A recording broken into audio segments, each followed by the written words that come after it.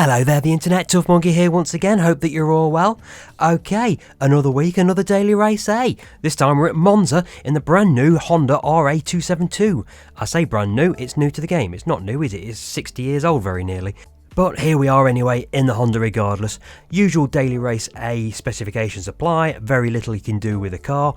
All we're going to be able to change here really is the tyres, and not even that really, it's we're stuck with the wonderful racing hard tyres, so it's nice and slippery on these narrow little 60s tyres. That should be good fun. Mind you, I do like, I've said it before, I do like having a car with limited grip. It just makes the whole event a lot more fun. As you can see, at the time of starting filming this, I was 99th in the world, and that was never going to last, sticking in the top 100. And as it turned out, my old buddy Super GT snicked in there and bumped me out of the top 100. I'll come to that in a moment. But here we go, usual assists apply. I only use the ABS set to low, everything else I set completely off. I think it makes you more in tune with the car. Anyway, what you're going to see here coming up is my best lap. I was aiming for a 1:54.2 because I knew that would get me ahead of Steve. He'd set a real benchmark, it's half a second quicker than what I'd got, but he was sitting in the top 60 in the world. What you see here is two ghost cars. One is my current best time in this particular run, which is a 1:54.878, and the other was a car that I picked from the leaderboard, which had a 1:54.2. If I could beat him, I knew I could beat Steve. Big stop into the first corner. As always at Monza, it's the biggest critical moment of the entire circuit. If you get that wrong, you're always going to be playing catch up. I had a very, very good run out of here. I'm only just slightly up on my best time at this point, but in this car it was all about getting the gear changes just right. You had to maximise the revs, take it right to the limit before you change gear. A moment too late and it bounced off the rev limiter and you lost a bit of momentum. Cutting these two corners is critical. It was so easy to pick up a penalty by just pinching too much of an overcut onto those sausage curbs, but get it right and you carried a lot of speed. Over here it's all about just not running wide onto that green strip there, you lost so much control. We're looking for an early turn in at the second of the Lesmos, carry as much speed as we possibly can, don't run out too wide on the exit there. As much speed as we can possibly take up to the left-right-left combination at Ascari. Where are we going to find those bloody sausage curbs? God, the amount of times I rolled the car going into this left-hander is untrue.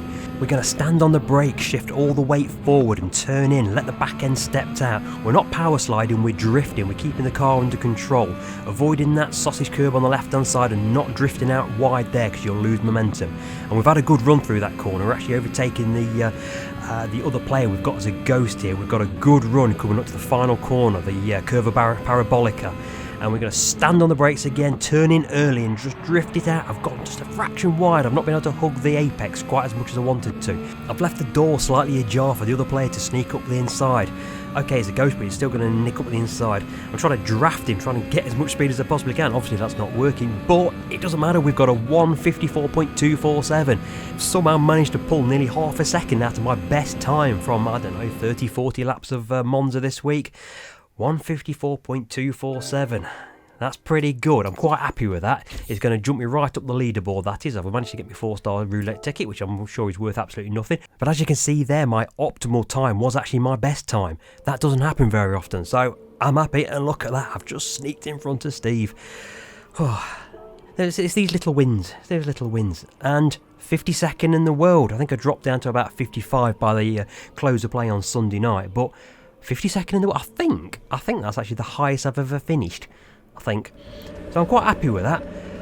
Anyway, that was the qualifying out of the way. I managed to get a few races, and I didn't do many races. I probably did half a dozen races, had a few pole positions, a few second and a few thirds, but this was my first race of the week, and as you can see I was paying absolutely no attention and got absolutely swamped at the start. People do ask me why I do the daily race A's. I quite enjoy them. I know it's always going to be carnage. I know you're always going to get shit mixed at the first corner, especially at Monza here. But, you know, I actually did manage to survive. Got a bit of a nudge there. But if I hadn't have had a terrible start, I wouldn't have been involved in that. But I really enjoy doing the daily race aces. You get some good races. Because you get... if you do a good qualifying time, you're going to get put into races with other very, very good drivers. And the standard gets pretty good at times. And I'm around other A drivers or A-star drivers, and you get some really good races. I mean, these two guys up in front, they managed to come together ever so slightly there and give me a run on them into the down towards the parabolica at the end of the first lap, and spin it on a bit further forward. I'm going to have a good run at Eisenwald into first position. I think about it. I'm not that kind of a driver. I would have just taken him clean out, and in any case he took himself out, so I didn't need to do anything. But I just enjoy having a good scrap with people of similar sort of talent. I'm not the best in this game. I know I get some good times in qualifying on time trials and stuff, and I like to get into the top 100, but I'm not a top 100 driver anymore. If I get into the top 1000, I'm happy. So if I'm driving against drivers who are also in the top 1000, I'm of a similar sort of ability.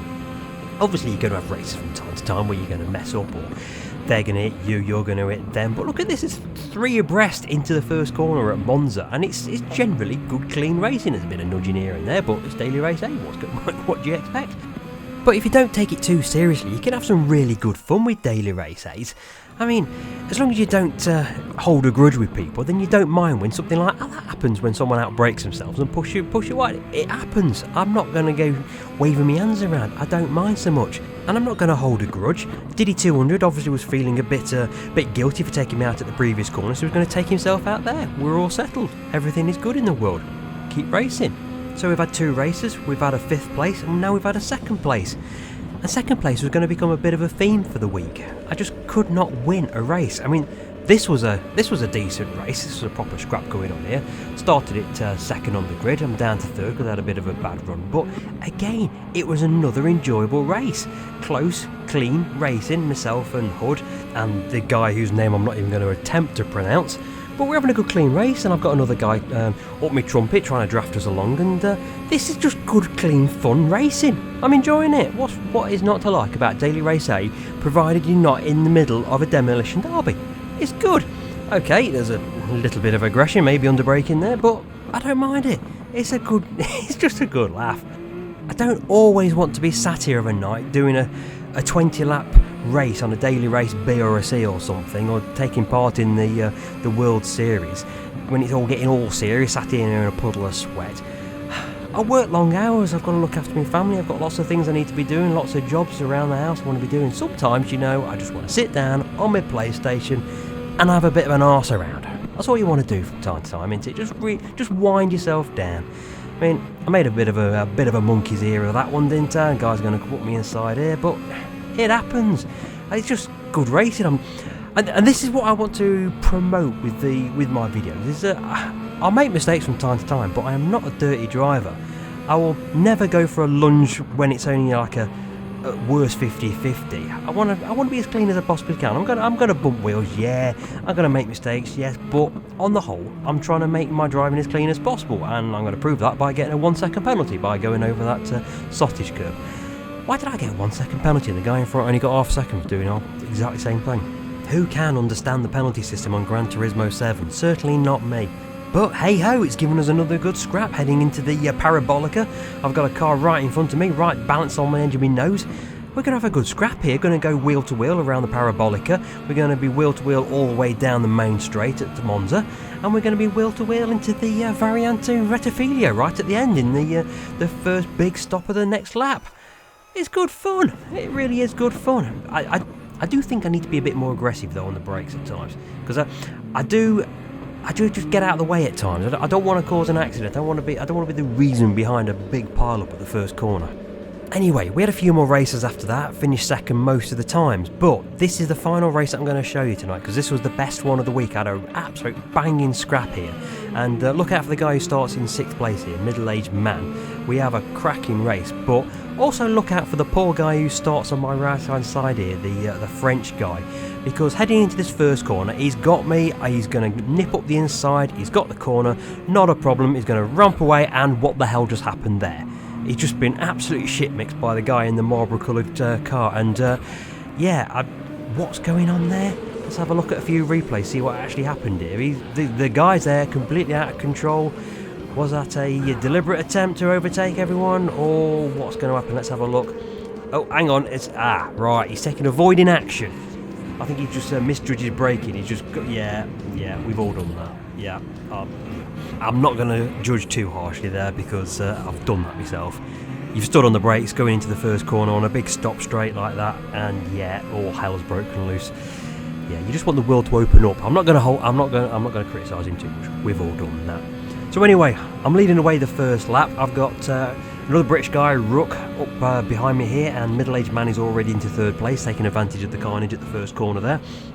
Rook's going to nip up the inside of me in there. I'm not going to challenge it too hard. Fair and square, he's up the inside. I'm not going to worry about it too much. It's only the first lap. I'm just going to bide my time and see if he makes any mistakes, and wait until the start-finish straight where I can get a good draft on him and down to the first corner. So this is the run down to the parabolic at the end of the first lap. I'm just trying to position him, get him on the inside, so he's got to take a sub-optimal line to this first corner. That's going to give me a good run out of the final corner down the long straight down towards the first chicane.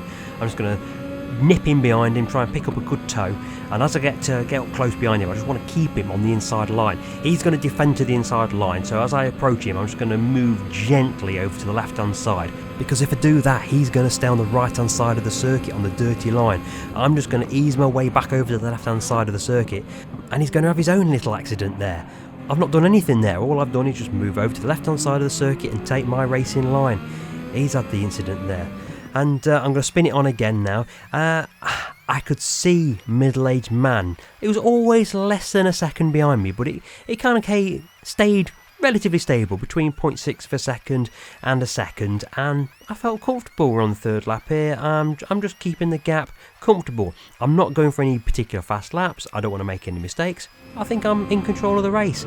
But then it just sort of unravelled from this point onwards. I just had a bit of a slow run through the chicane at the start of the lap 4, and suddenly he's half a second on my tail. He's got the sniff of a victory, and when you get that sniff of a victory, you don't want to give it up.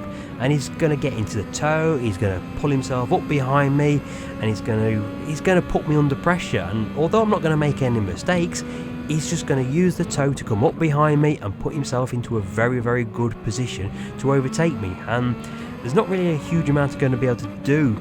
He's less than 0.3 of a second behind now, and I'm mirror watching now. I know he's there. He's on my radar. All I can really do is concentrate on my own race now. Pick my braking points, spot my turn in, carry as much speed as I can through the corners, try not to get under pressure as I go down the straight, but this is Monza. He's within 0.3 of a second on me. He's got the draft. He's just going to tow himself up behind me. There's not a lot I can do. I mean, I could shut the door here, I could go left, I could weave around. There's a lot I could perhaps do. I could be more aggressive, but I'm not that kind of driver. I'm just going to have to slot in behind him, try and take advantage of his compromised exit through this corner here, get a run in him down towards the parabolica. I'm carrying a bit more speed than him, but I don't seem to be carrying a huge amount of speed. I'm not pulling up behind him, I'm not drafting alongside him as much as I wanted to. I'm not going to get in front of him into the first corner, so I'm trying to do what I did against Rook. I'm just trying to hold the middle ground and give him a compromised run into this first corner, but he's held that corner very well, and he's carrying his speed, so we're just going to go toe to toe all the way down the start finish straight into the final lap. I'm just going to be in and out of the slipstream, trying to pick up some speed here and there. I just don't seem to have enough speed to get ahead of him. It's just not happening. I'm just going to get back in the slipstream. I'm going to try to keep him on the right hand side, but I'm not alongside him. I'm just not going to be able to get him into this first corner. I can't outbrake him. I can't go around the outside. He's done very, very well. So all I can try and do is the old switcheroo here, get a better run out of the chicane and the long stretch around the Curva Grande up to the Variante della Roggia, the second chicane on the circuit. He just seems to be able to keep me at bay. I haven't got the speed to get up alongside him to execute a clean manoeuvre. I'm not going to take a dive up there because it's going to end in tears. That is, can I get a good run through here? He's just parking it in the right position. Can I nip up the inside here? No, he's parked it in the middle of the track. He's a good driver. I'm not going to do anything stupid here. I'm just going to try and get a run on him at some point. Can I take a dive up into the second Lesmo? No, I've not got enough speed there. Can I carry the speed though? Can I get a good run? Can I do to him what he did to me going up to the Ascari Bends? I'm just not getting the draft. I don't understand. I've just not been able to get the toe. I'm only 0.2 of a second behind, which was what he was behind me on the last lap. But I've just not got the run on him going into this Ascari turn, and well, I've messed that up, haven't I? I've gone too deep into the left-hand part of the circuit, and I've just compromised my line through the next two sections. He's got himself, what's that, 4/10 of a second in front of me, and he's stretching it away now. I've messed that up, haven't I, viewer? Oh, that is a shame. I thought I had a chance. Maybe getting around the outside, and oh my good lord, I nearly got my braking wrong there. My technique into that final corner is to drop it down a gear and turn in early and drift into the corner, and I've only ploughed into the back of him and nearly ruined the whole lot, but no, we didn't. So there we go, another second place. I think I had 5 second place finishes across the week, not one victory all week. Plenty of pole positions, couple of fastest laps, not one victory though. But it was a good race. I enjoyed that race. It was great fun. I do enjoy having a good race against a good driver. What I don't enjoy though is getting the lowest amount possible on the daily roulette. Thanks very much, Polyphony. 10,000 credits. It's always well appreciated. Thanks very much. I'll go and buy Valve Cat maybe. See you next time. Bye.